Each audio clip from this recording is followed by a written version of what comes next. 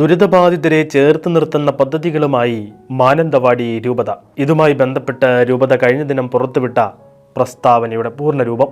Mananthavady രൂപതാധ്യക്ഷൻ bishop Jose Porunnedam, വികാരി general monsignor Paul Mundolickal എന്നിവരുടെ നേതൃത്വത്തിലുള്ള സംഘം അപകടസ്ഥലവും പരിക്കേറ്റവരെ പാർപ്പിച്ചിരിക്കുന്ന ആശുപത്രികളും ദുരിതാശ്വാസ ക്യാമ്പുകളും സന്ദർശിച്ചു.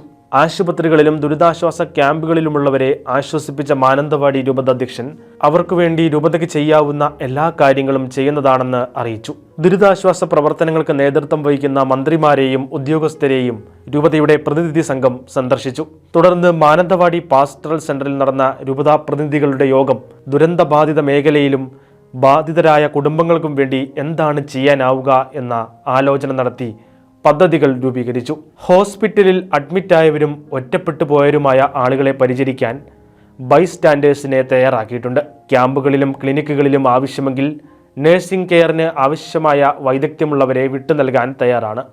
ദുരന്തബാധിതരുടെ മാനസികാരോഗ്യത്തെ മുൻനിർത്തി മനഃശാസ്ത്രപരമായ കൗൺസിലിംഗ് നൽകുന്നതിനുള്ള ടീം രൂപതയുടെ നേതൃത്വത്തിൽ സജ്ജമാണ്. ഇവരുടെ സേവനം ആവശ്യമായവർക്ക് നൽകും. വസ്ത്രം, ഭക്ഷണം മുതലായവയ്ക്ക് കുറവുണ്ടെങ്കിൽ പരിഹരിക്കാനും ലഭ്യമാക്കാത്തവരിലേക്ക് എത്തിക്കാനും സംവിധാനം ഒരുക്കിയിട്ടുണ്ട്.